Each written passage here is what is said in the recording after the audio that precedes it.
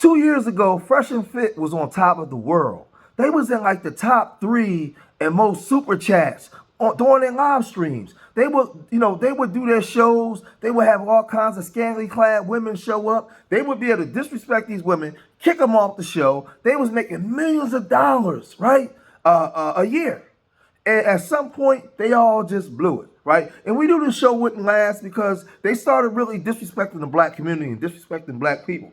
And a lot of black men initially early on helped them blow up and really supported Fresh and Fit. Now, they believed that they didn't need the black community to blow up, but you see where they are now, right? They had Kevin Samuels come on the show, and when Kevin Samuels left the show, they was calling him all kinds of names and disrespecting them, and all hell was breaking loose. They started having beef with a lot of the Red Pill brothers, right?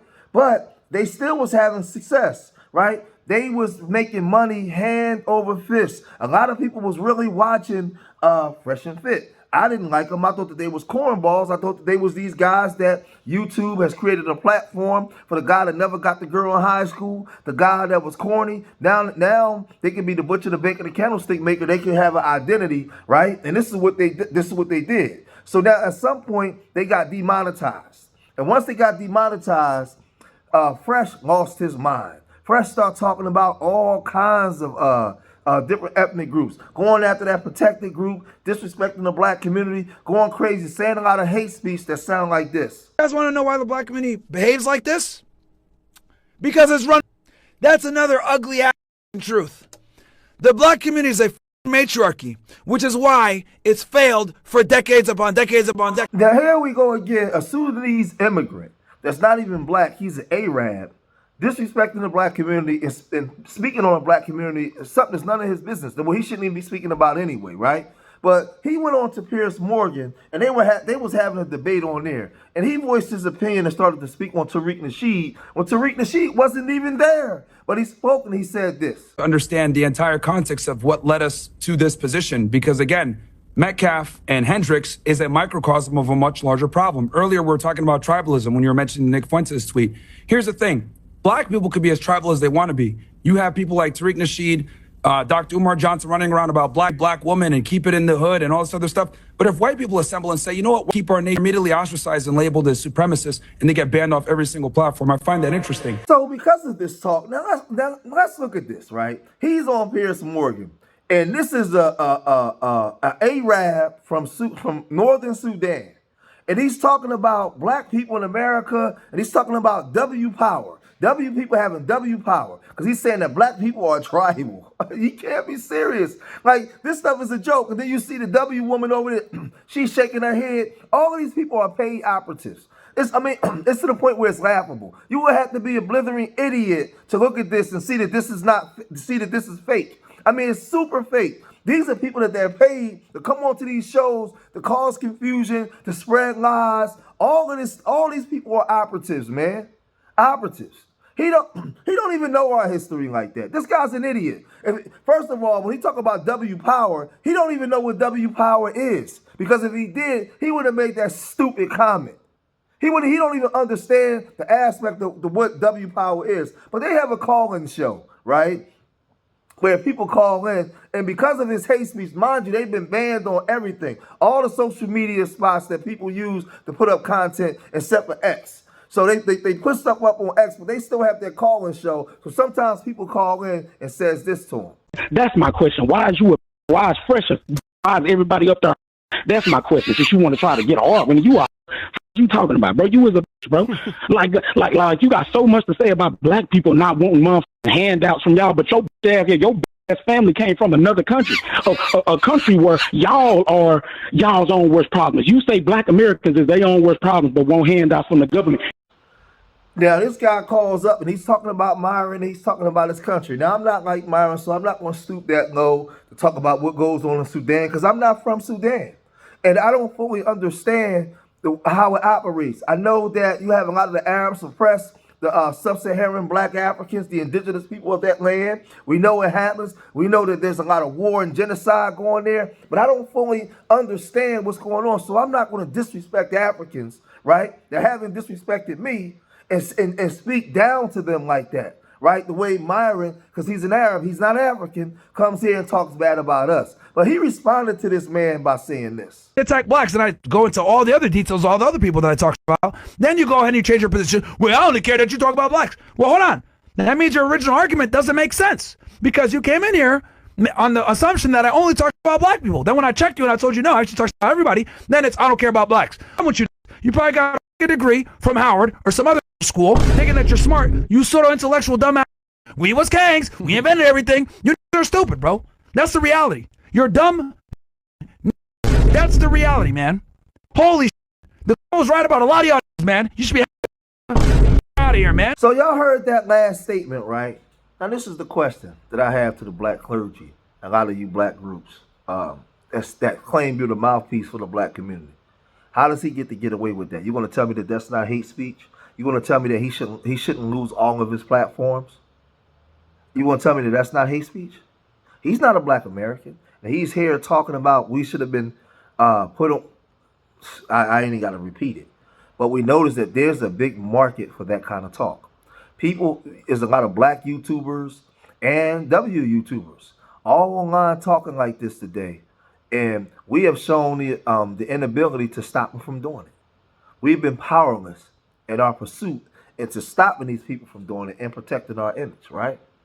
So now you have a lot of people that's online talking like this, right?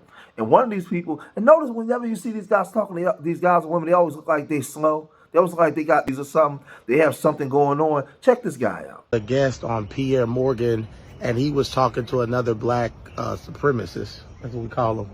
And he said black people don't like living around black people, and I agree with him. I don't like living around black people.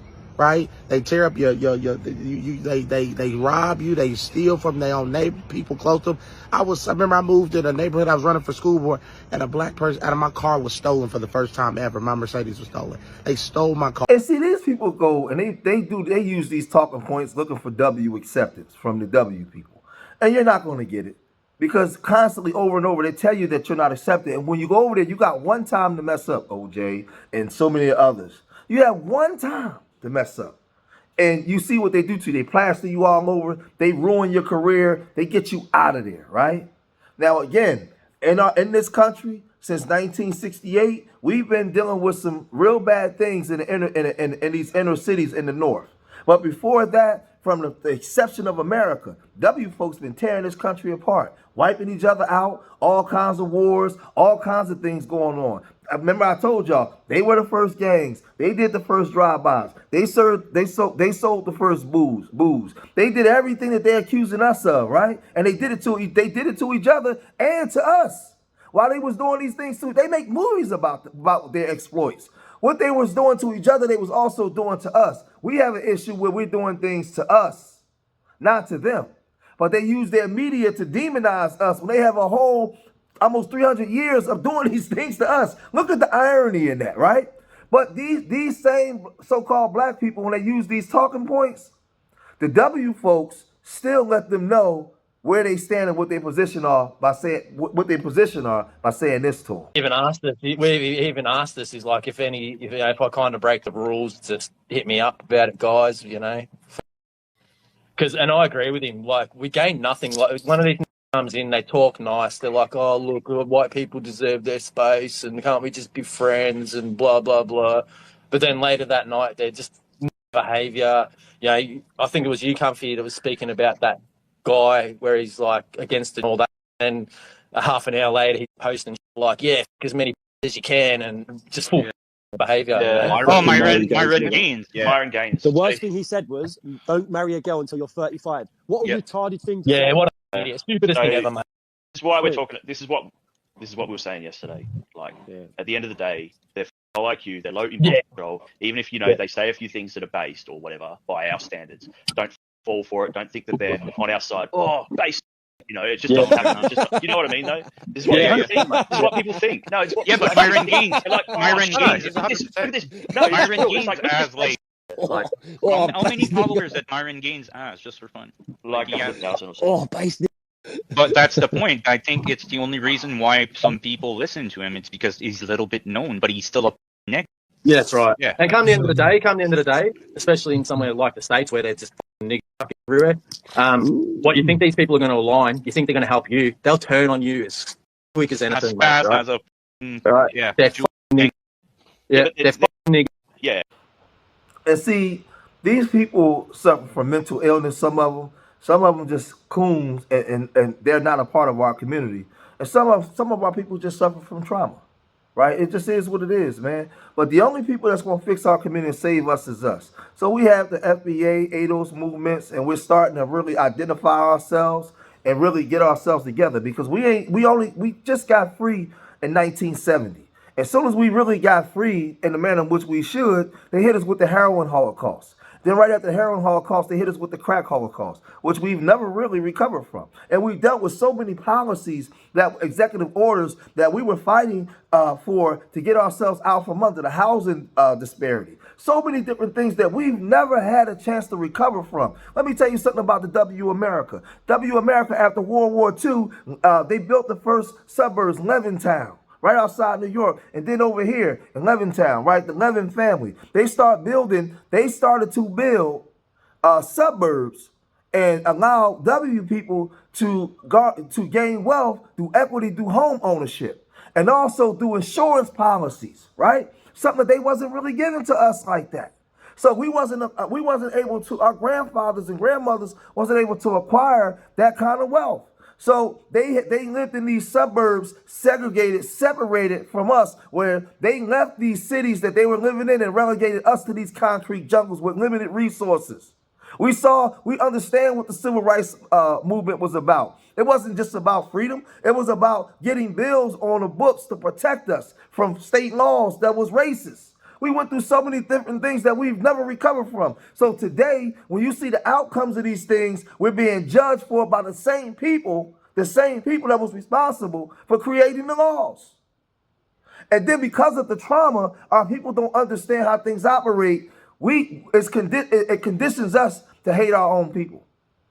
And not understanding who's the real culprit behind the scenes, who's throwing the rocks and hiding their hands. And this is what's happening. So then you get people like Myron that come here and he gets to say disparaging things about the black community, and there's nothing on the federal books to protect us from tethers like him. He doesn't belong to our group. The minute he said that, it should be hate speech and he should lose everything. He shouldn't be allowed to come here and talk to a group of people that's been through what they've been through here. We should be the only protected people here on the shores of North America, but we're not. We're not. When they have the Civil Rights Act of 57, equal protection under the law, that was for all people of color, not the distinct group of Negro people that been through what they've been through here. We've never had a form of recompense and able to redevelop ourselves the same way the Irish did, the Jews did, the same way the Polish did, and the Scottish and all these different groups, the Germans. All these different groups here in America, they was given money from the government that enabled them to redevelop their people over time. We've been still fighting, and it's been a long, mighty walk. But yet and still, you got buffoons like this that get to come and say the disparaging things about us and get away with it. But I'm going to cut this video short here. If you made it this far in the video, hit that like button. Subscribe to Street Media TV. Leave your comments in the comment section. Let me know what you guys think. And remember, I love y'all. Till the next time. Peace.